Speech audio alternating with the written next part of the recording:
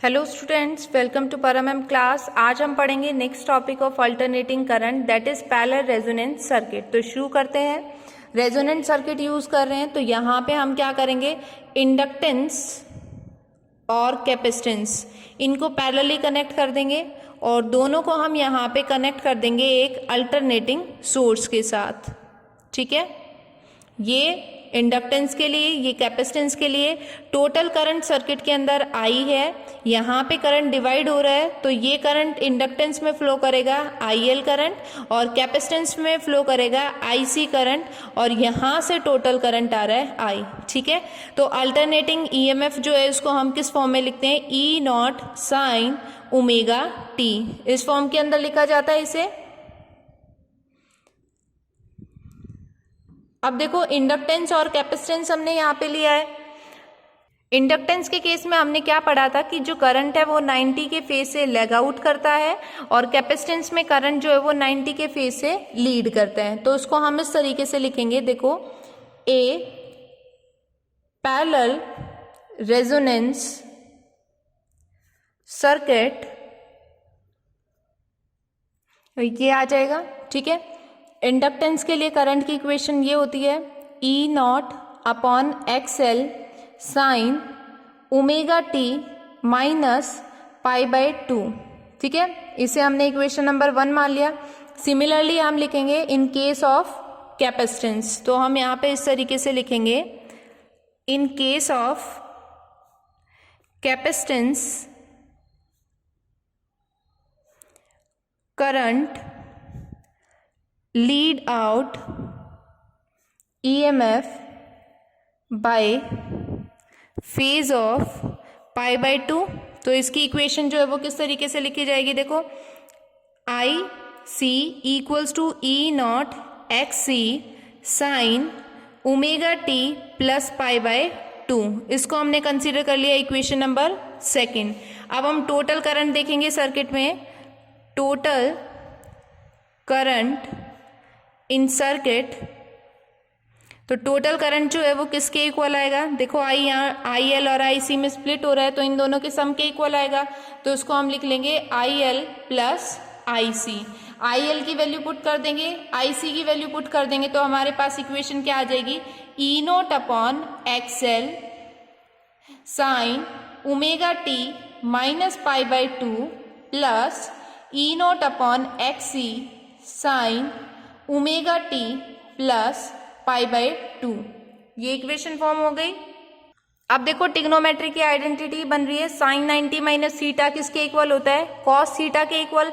यहाँ क्या बन रहा है, साइन थीटा माइनस 90, तो यहाँ क्या आ जाएगा, माइनस कॉस थीटा, और यहाँ क्या है, साइन 90 प्लस थीटा, तो यहाँ आ जाएगा प्लस कॉस थीटा। तो देखो, इसको हम कैसे लिखेंगे, I equals to E0 upon XL minus cos omega t plus E0 upon XC cos omega t, ऐसे आ जाएगा। अब देखो, E0 कॉस ओमेगा t दोनों से कॉमन बन रहा है तो उसको हम बाहर निकाल लेंगे, E0 कॉस ओमेगा t। अंदर हमारे पास यहाँ टर्म बचेगी -1/XL और यहाँ क्या बचेगी, +1/XC, ये टर्म आ गई। नेक्स्ट स्टेप में I equals to E0 cos omega t, यहाँ पे क्या है, XL। XL क्या होता है, इंडक्टिव रिएक्टेंस, इसको हम कैसे लिखते हैं, ओमेगा L, और XC को हम कैसे लिखते हैं, 1/ओमेगा-C। ये दोनों वैल्यू हम यहाँ पे पुट करेंगे तो यहाँ आ जाएगा 1/ओमेगा-L प्लस 1/ओमेगा-C रखेंगे तो ये कहाँ जाएगा, ऊपर। तो हमारे पास टर्म कुछ इस तरीके से फॉर्म हो जाएगी। ठीक है, अब हम क्या करते हैं, ये कंडीशन लेंगे, अगर ओमेगा C माइनस 1/ओमेगा-L ये दोनों 0 के इक्वल हैं तो इस कंडीशन में क्या होगा, ओमेगा C इक्वल्स टू क्या आ जाएगा, 1/ओमेगा-L। यहाँ पे C को ले आएंगे और यहाँ ओमेगा को ले आएंगे तो यहाँ क्या आएगा, omega square equals to 1/LC। Square को इधर लाएंगे तो क्या आ जाएगा, रूट की फॉर्म में, तो यहाँ इसको हम लिखेंगे 1/√LC। इस तरीके से लिख लेंगे। अब देखो ओमेगा को हम कैसे लिखते हैं, 2 पाई न्यू की फॉर्म में, तो ओमेगा की वैल्यू हम यहाँ पे रख देंगे 2 pi nu equals to 1/√LC। Nu frequency की वैल्यू निकालनी है तो फ्रीक्वेंसी क्या आ जाएगा, 1 ये 2 पाई मल्टीप्लाई में, इधर जाके क्या हो जाएगा डिवाइड में √LC। तो ये हमारे पास क्या आ गई फ्रीक्वेंसी। तो यहाँ पे जो फ्रीक्वेंसी आई है अप्लाइड अल्टरनेटिंग ईएमएफ, वो किसके इक्वल है, नेचुरल फ्रीक्वेंसी के। इसको हम बोलते हैं रेजोनेंस, ठीक है।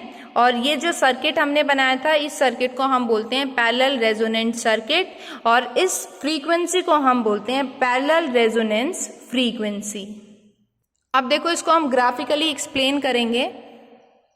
यहाँ एक्स एक्सिस के अलोंग हमने फ्रीक्वेंसी ली है और वाई एक्सिस के अलोंग हम करंट ले रहे हैं, मैक्सिमम करंट। तो हमें कुछ इस तरीके की कंडीशन मिल रही है। अब देखो ये ग्राफ क्या एक्सप्लेन कर रहा है कि अगर करंट की वैल्यू 0 है, if current is 0 at any condition, तो फ्रीक्वेंसी जो है वो हमारी यहाँ पे आ जाएगी इस पॉइंट के ऊपर, ठीक है। अगर हम ये लेके चल रहे हैं करंट की वैल्यू 0 है at case of parallel resonance frequency, तो जो रेजोनेंट सर्किट है वो फ्लो ऑफ करंट इसको अलाउ नहीं करेगा, ये कांस्टेंट पॉइंट के ऊपर आ जाएगा। और जो इम्पीडेंस पैरेलल रेजोनेंस सर्किट होते हैं उनके अंदर फ्रीक्वेंसी जो है वो क्या होती है, मैक्सिमम होती है, ठीक है। तो पहले इनिशियली हम देख रहे हैं यहाँ पे करंट की वैल्यू मैक्सिमम है, फ्रीक्वेंसी हमारी कम है, देन जैसे ही करंट को 0 किया फ्रीक्वेंसी हमारी यहाँ कांस्टेंट फॉर्म में आ गई है, फिर करंट को हम इंक्रीज कर रहे हैं तो फ्रीक्वेंसी भी यहाँ पे हमारी वेरी कर रही है। पैरेलल रेजोनेंट सर्किट का मेनली यूज किया जाता है जो ट्रांसमिटिंग सर्किट होते हैं उनके अंदर। आई होप ये कॉन्सेप्ट आपको समझ आया होगा। अगर आपका कोई भी डाउट है तो आप कमेंट बॉक्स में लिख सकते हैं। Thank you for watching my video.